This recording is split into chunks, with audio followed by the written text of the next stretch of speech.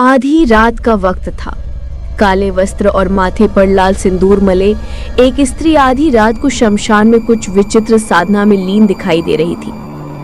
उसके सामने कुंड में अग्नि जल रही थी। गले में नरमुंड की माला थी, होठों से कुछ मंत्र उच्चारित हो रहे थे और भूमि पर उसके आसपास फैली सामग्री भी इसी ओर इशारा कर रही थी कि वो अवश्य ही किसी काली साधना में लीन है।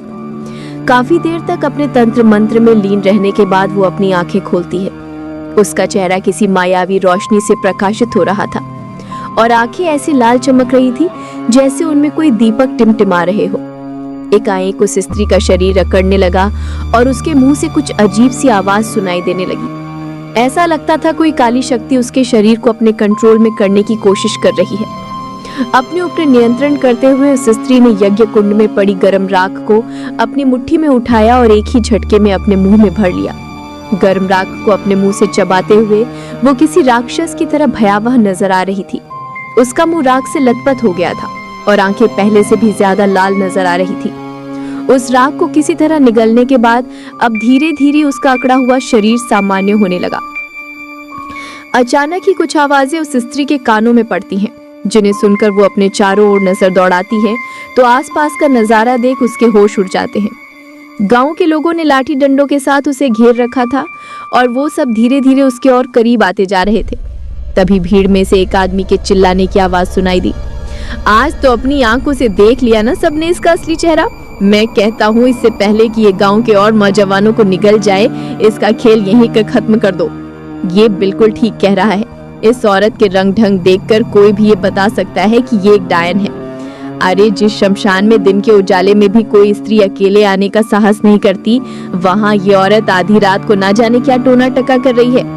इससे पहले कि कला कुछ भी समझ पाती, गांव के लोगों ने अपने साथ लाया हुआ पेट्रोल उसके चारों ओर छिड़क दिया और आग लगा दी, जिससे हवन कुंड में जल रही आग और भी तेजी से दहकने लगी और भीड़ के शोर में कला की चीखें गुम हो गई।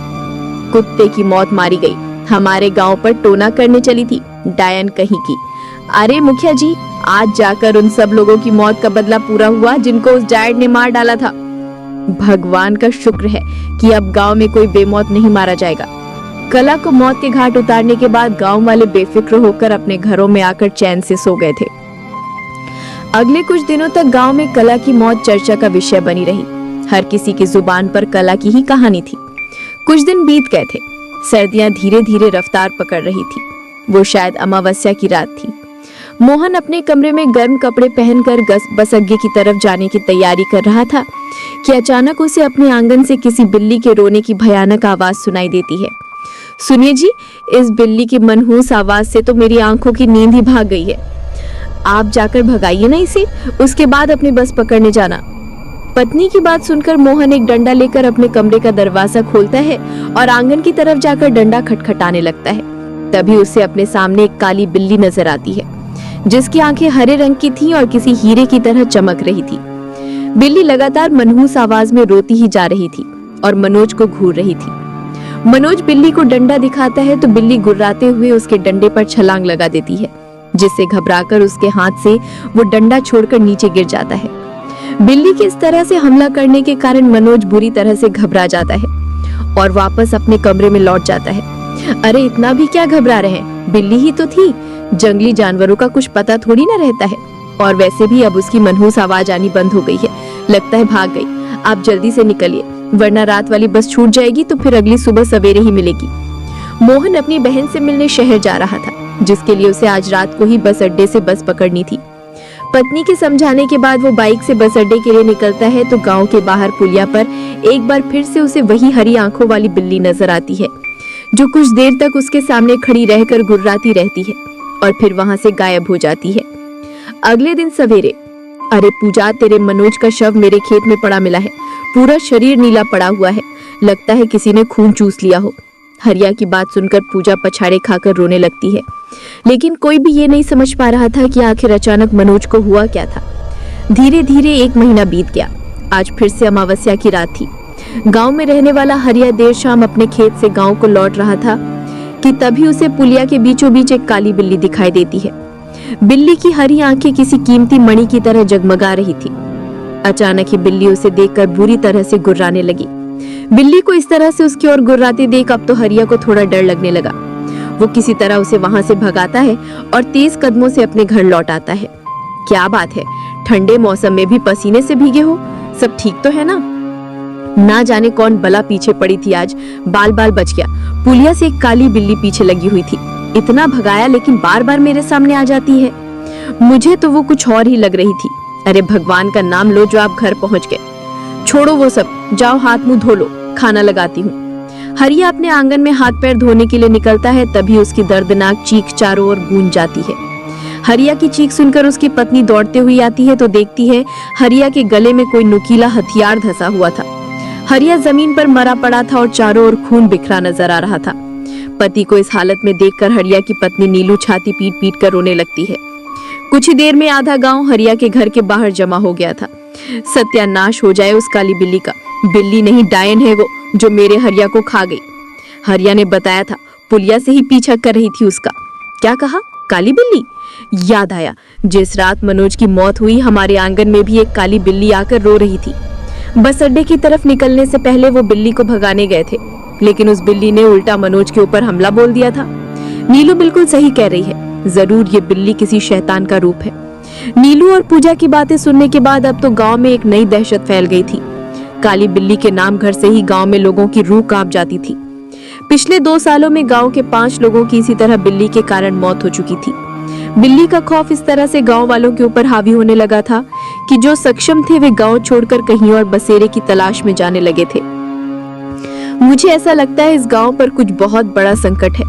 पहले वो डायन हमारे गांव के कितने ही नौजवानों को खा गई और अब ये काली बिल्ली। ये मनहूसियत तो इस गांव से दूर जाने का नाम ही नहीं ले रही है। हमें तो ऐसा लगता है कि वही डायन की आत्मा काली बिल्ली का रूप लेकर अमावस्या की रात को भटकती है और गांव के लोगों का शिकार करती है। अब तो कोई महापुरुष ही हमारी रक्षा कर सकता है। मुखिया की बात सुनकर सभी गांव वाले गांव से कुछ दूरी पर बने एक खंडहरनुमा मंदिर में तपस्या करने वाले बाबा के पास जाते हैं और उन्हें अपनी पूरी समस्या सुनाते हैं। गांव वालों की बात सुनने के बाद बाबा कुछ देर के लिए आंखें बंद करके तपस्या में लीन हो जाते हैं। कुछ देर बाद जब वे अपनी आंखें खोलते हैं तो उनके चेहरे के भाव देखकर सभी गांव वाले घबरा जाते हैं।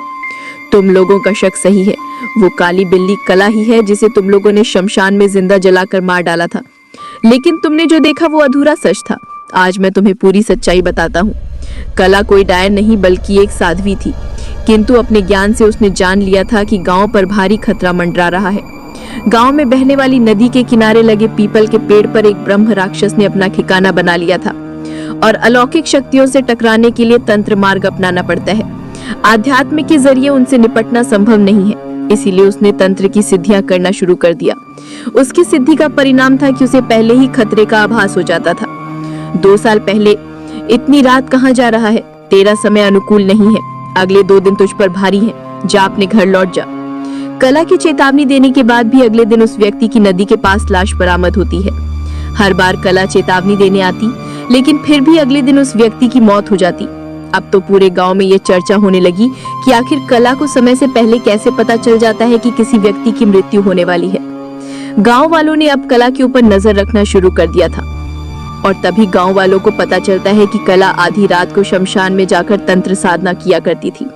गांव वालों को पूरा यकीन हो गया था कि कला के कारण ही आज तक गांव वालों की मौत होती आई है। जरूर वही अपने तंत्र मंत्र से लोगों की जान ले रही है। बिना कुछ भी सोचे समझे गांव वालों ने उसे घेर लिया और उसकी जान ले ली। अभी तो आपने कहा कि कला एक साध्वी थी और वो गांव वालों की भलाई चाहती थी, तो फिर अब काली बिल्ली बनकर क्यों गांव के लोगों की जान ले रही है? देखिए, हम उससे माफी मांगने के लिए तैयार हैं, लेकिन आप कुछ ऐसा करिए कि गांव को काली बिल्ली के श्राप से मुक्ति मिल सके। तुम अभी भी उस पवित्र आत्मा को गलत ही समझ रहे हो। वो काली बिल्ली बनकर आज तक गांव में भटक जरूर रही है, लेकिन आज भी वो गांव वालों से बदला लेने नहीं बल्कि उन्हें चेतावनी देने के लिए आती है। गांव वालों को ब्रह्म प्रेत के शिकार से बचाने के लिए वो नदी की ओर जाने वाले रास्ते के मार्ग में आकर खड़ी हो जाती है और पूरी कोशिश करती है कि तुम लोगों की जान बच सके। लेकिन तुम लोग उसकी चेतावनियों को समझने के बजाय उसे ही खतरा समझ रहे हो। गांव वालों को अपनी गलती का एहसास तो हो गया था, लेकिन जो गलती उनसे हुई थी उसका ना कोई पश्चाताप था, ना ही कोई माफी। तुम्हारे गांव को उस काली बिल्ली से नहीं बल्कि ब्रह्म प्रेत के श्राप से मुक्ति की आवश्यकता है। वो तो गांव की रक्षा करने के लिए यहाँ मंडरा रही है। जब तक वो ब्रह्म प्रेत इस गांव में है, कला भी बिल्ली बनकर यहीं भटकती रहेगी। सुनो, ब्रह्म प्रेत को हराना इतना आसान नहीं होता, लेकिन तुम उसे शांत करने के लिए प्रार्थना अवश्य कर सकते हो। जाओ आसपास के गांव के 111 पंडितों को ढूंढ कर लाओ। जब इतने पंडित एक साथ उसकी आत्मा की शांति के लिए मंत्र उच्चारण करके हवन करेंगे और उसे उसका ब्राह्मण धर्म याद दिलाएंगे तो संभव है कि वो अपना उग्र स्वभाव छोड़कर शांत हो जाए और फिर गांव वालों को कोई नुकसान न पहुंचाए। लेकिन हम बस प्रयास कर सकते हैं, बाकी जैसी प्रभु की इच्छा। बाबा के बताए अनुसार गांव के सभी पंडित मिलकर पीपल के पेड़ के पास एकत्रित होते हैं और शांति पाठ करना शुरू कर देते हैं। मंत्रों की पवित्र ध्वनि, शंखनाद और हवन कुंड से उठते सात्विक प्रकाश का प्रभाव ये होता है कि ब्रह्म प्रेत के उग्र मन को शांति मिल जाती है और वो मानव रक्त की प्यास छोड़कर उस पेड़ से हमेशा के लिए चला जाता है।